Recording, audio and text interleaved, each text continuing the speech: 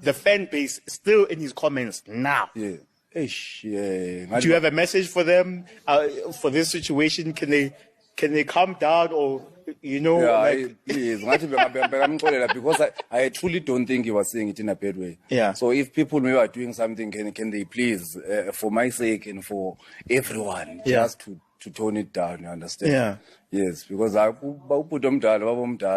understand? Yeah.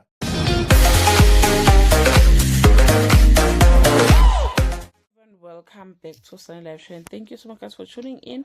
I'm back again with the Mzansi Celebrity Stories, and namhlanje sikhuluma ke ngoSweet Guluva. Guys, uSweet Guluva finally ke have addressed indaba ke kaSomizi. Ngizokhumbula ukuthi ngesikhathi ke kukhankasa abantu abaningi bebecomplaina ke bethi ayibo naze nashusha bokuma comment section busy manje ukuthi ukhulume indaba nithi vote Sweet Guluva.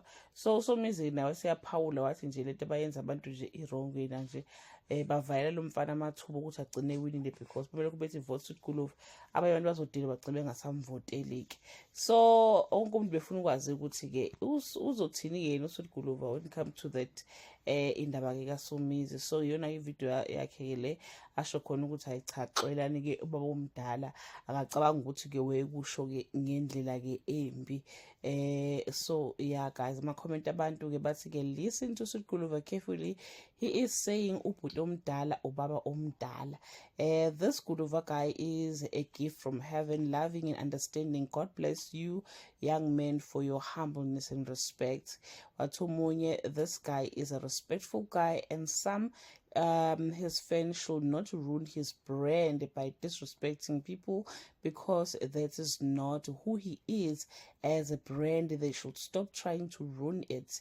Omunye uthe uyabona ukuthi ke naye umfana uyabona ukuthi uSomizi wengeve eshuka, but I think itone kaSomizi yona yaba inkinga as much as wengasho kabi, but man of approach yakhe yona yenze yacasula abantu kakhulu ke ukuthi indlela asho ngayo ikhombisa ukuthi njengathi akamfuna lo Sweet Guluva futhi akazomvotela.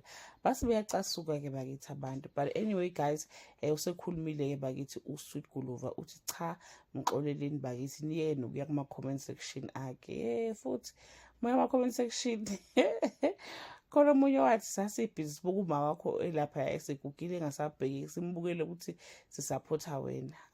Cha nina ayingeke yekani uSomizi phansi bakithi impilo iyaqhubeka. That brings us to the end of this video. Do leave your comment below and share your opinion. Bye.